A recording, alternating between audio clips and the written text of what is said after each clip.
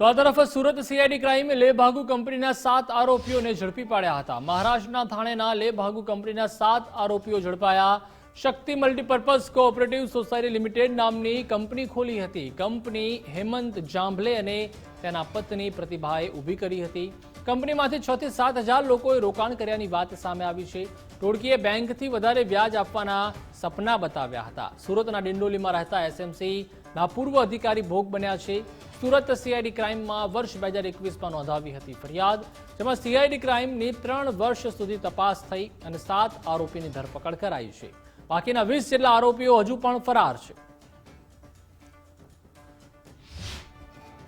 મહારાષ્ટ્રમાં લેભાગુ કંપની દ્વારા છેતરપિંડી કર્યા હોવાનું સામે આવતા 2021માં સુરત મહાનગરપાલિકાના રિટાયર્ડ ઓફિસર દ્વારા એક સીઆઈડી ક્રાઇમમાં ગુનો દાખલ કરાવવામાં આવ્યો હતો અને તે સંદર્ભે આજરોજ સુરત સીઆઈડી ક્રાઇમ દ્વારા 7 જેટલા લોકોની અટક કરવામાં આવી છે।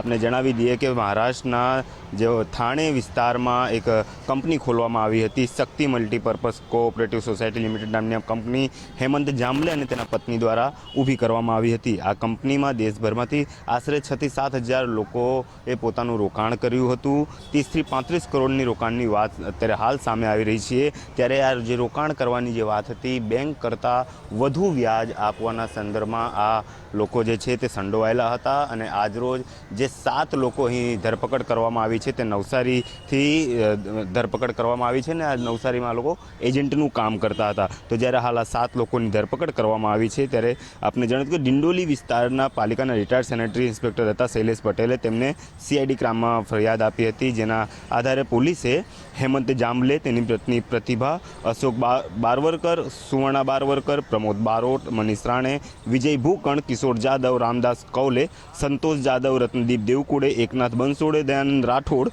અજય પાલ, રવિકાંત માતે, નરેન્દ્ર સિનોઈ, વિશ્વનાથ સિનોઈ, ડીડી બારને, સંજય સોલંકી અને અલ્પેશ પટેલ સામે ગુનો નોંધ્યો હતો। અને હાલ આ તમામ બનાવમાં આપણે વાત કરી દઉં તો સીઆઈડી ક્રાઇમ દ્વારા હાલ આ 7 લોકોની ધરપકડ કરવામાં આવી છે। એક મહિલાનો પણ આમાં સમાવેશ છે। તો ક્યાંક ને ક્યાંક આ જે ટોળકી છે તે આશરે લોકોને બેંકથી વધુ વ્યાજ આપવાના સંદર્ભમાં તે લોકો પાસેથી રોકાણ કરાવતા હતા અને હાલ જે આ લેભાગુ કંપની છે તે લેભાગુ કંપની વિરુદ્ધ ગુનો દાખલ કરવામાં આવ્યો હતો અને સુરત સીઆઈડી ક્રાઇમ દ્વારા 7 લોકોની ધરપકડ કરવામાં આવી છે।